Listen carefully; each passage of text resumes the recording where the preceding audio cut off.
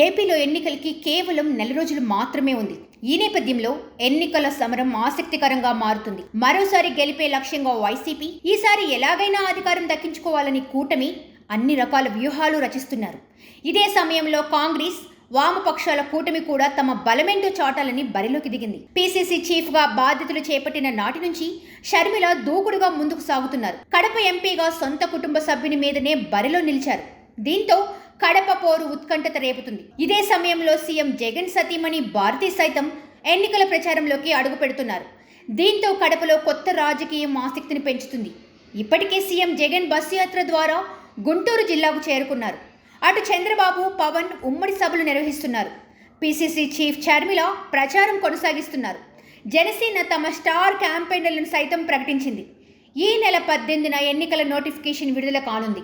ఆ రోజు నుంచి నామినేషన్లు స్వీకరించనున్నారు. సీఎం జగన్ ఈ నెల 22న పులివెందుల్లో నామినేషన్ వేయనున్నారు. బస్సు యాత్ర పూర్తయిన తర్వాత పులివెందులో నామినేషన్ కార్యక్రమంలో పాల్గొంటారు. ఆ తర్వాత రోజుకు 3 నియోజకవర్గాల చొప్పున ఎన్నికల ప్రచార సభల్లో పాల్గొనేలా షెడ్యూల్ సిద్ధం చేసుకున్నారు. అయితే అదే సమయంలో పులివెందుల్లో భారతీయ ఎన్నికల ప్రచారానికి సిద్ధమవుతున్నట్లు తెలుస్తుంది.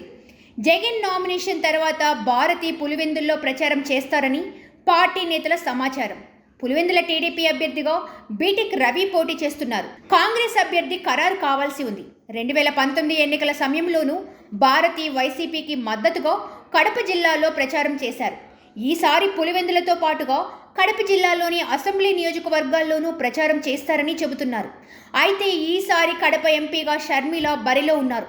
వైసీపీ నుంచి అవినాష్ పోటీ చేస్తున్నారు.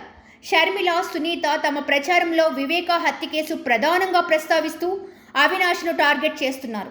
సీఎంగా జగన్ వైఫల్యం చెందారని షర్మిల తన ఎన్నికల ప్రచారంలో విమర్శిస్తున్నారు. ఈ సమయంలో భారతి కడప జిల్లాల్లో ఎన్నికల ప్రచారానికి వస్తుండటంతో జిల్లా రాజకీయాల్లో ఆసక్తి పెరుగుతుంది. జగన్ కడపలో జరిగిన సభలో వివేకా హత్య గురించి ప్రస్తావించారు. షర్మిల, సునీత గురించి ప్రస్తావించినా ఎక్కడా విమర్శలు చేయలేదు.